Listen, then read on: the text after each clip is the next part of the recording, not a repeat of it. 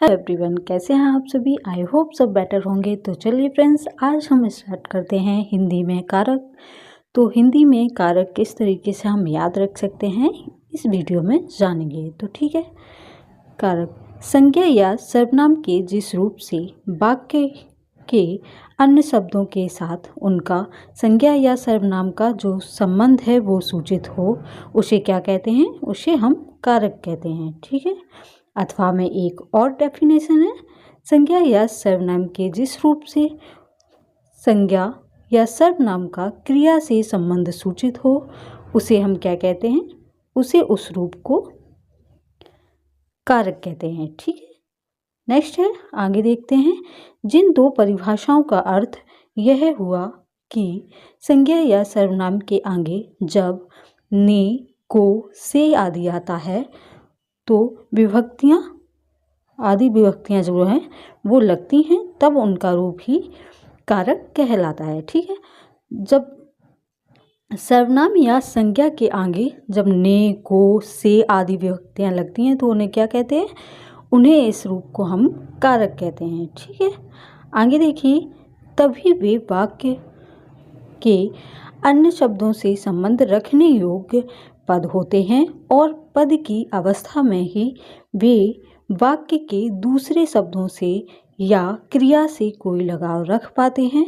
जैसे ने, को, से आदि विभिन्न विभक्तियाँ विभिन्न कारकों की हैं।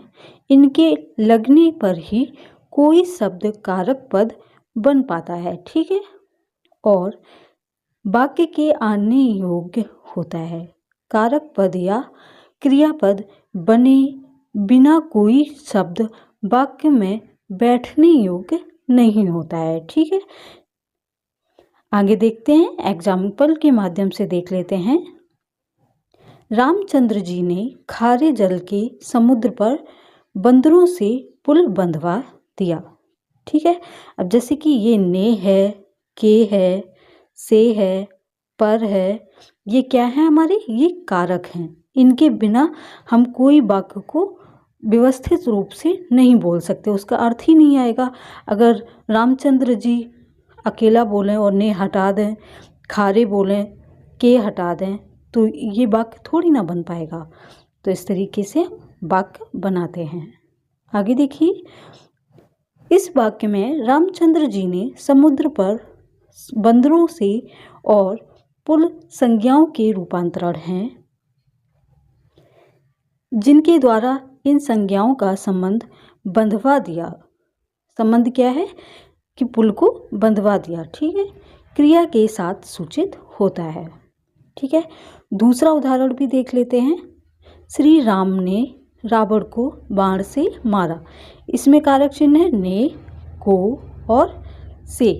ये हमारे क्या हैं? कारक चिन्ह हैं। आगे है, इस वाक्य में प्रत्येक शब्द एक दूसरे से बंधा है और प्रत्येक शब्द का संबंध किसी न किसी रूप से क्रिया से साथ है। ठीक है। आगे देखिए, यहाँ ने, को, से आदि जो शब्द हैं ने वाक्यों में आए अनेक शब्दों का संबंध क्रिया से जोड़ दिया है। यदि ये शब्द न हो तो शब्दों का क्रिया के साथ तथा आपस में कोई संबंध नहीं होगा। जैसा कि हमने बोला कि अगर वाक्य के बीच में ये कारक चिन्ह ऐड ना हो तो हमारा वाक्य नहीं बन सकता है। ठीक है। यही इस डेफिनेशन में बताया गया है। संज्ञा या सर्वनाम का क्रिया के साथ संबंध स्थापित करने वाला रूप ही क्या कहलाता है? कारक कहलाता है। ठीक है। आगे देखते हैं, कारक के भेद।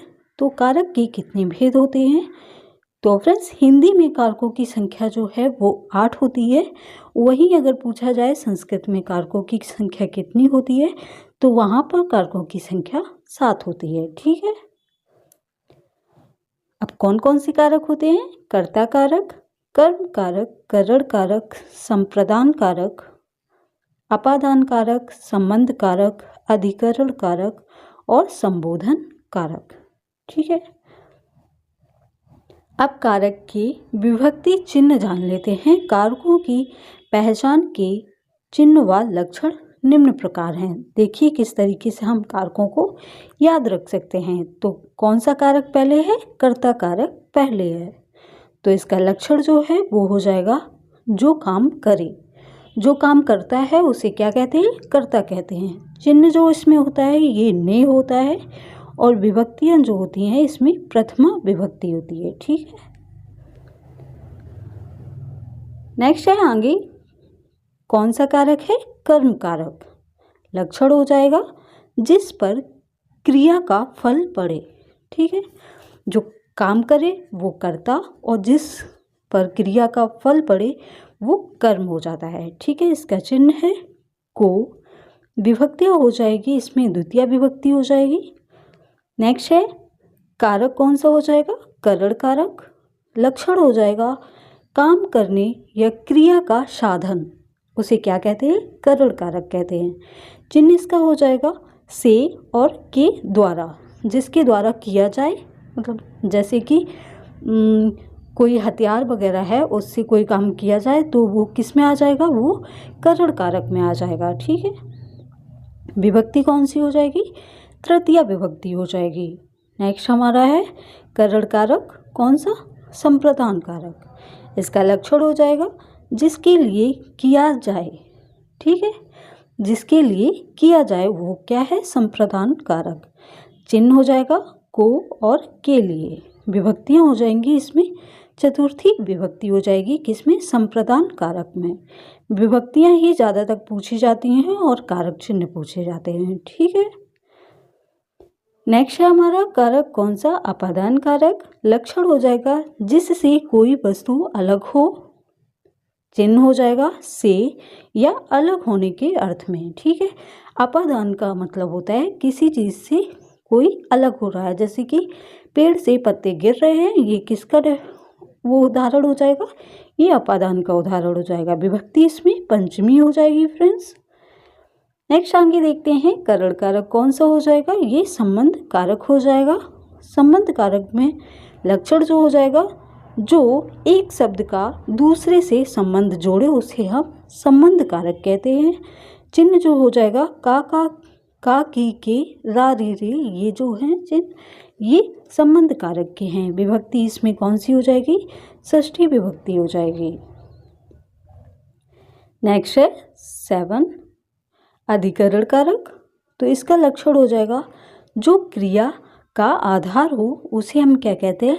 अधिकरण कारक कहते हैं। इसका चिन्ह हो जाएगा मैं और पर। ठीक है। विभक्ति इसमें सप्तमी हो जाएगी। अधिकरण में विभक्ति क्या हो जाएगी? सप्तमी विभक्ति हो जाएगी और चिन्ह हो जाएगा मैं और पर। ठीक है। नेक्स्ट है 8 नंबर संबोधन कारक। तो इसका लक्षण हो जाएगा जिससे किसी को पुकारा जाए।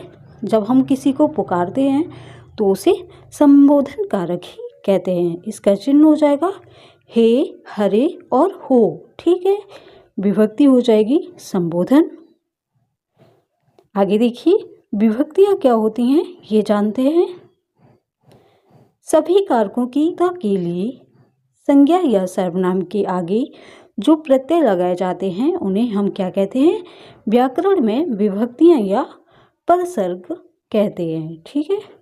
आगे है विभक्ति से बने शब्द रूप को पद कहते हैं। संज्ञा जैसे कि शब्द है, संज्ञा और क्रिया बिना पद बने वाक्य में नहीं चल सकते। ठीक है। ऊपर सभी कारकों की विभक्तियां व चिन्ह दे दिए गए हैं जैसे कि अभी हम लोगों ने जाना है। ठीक है।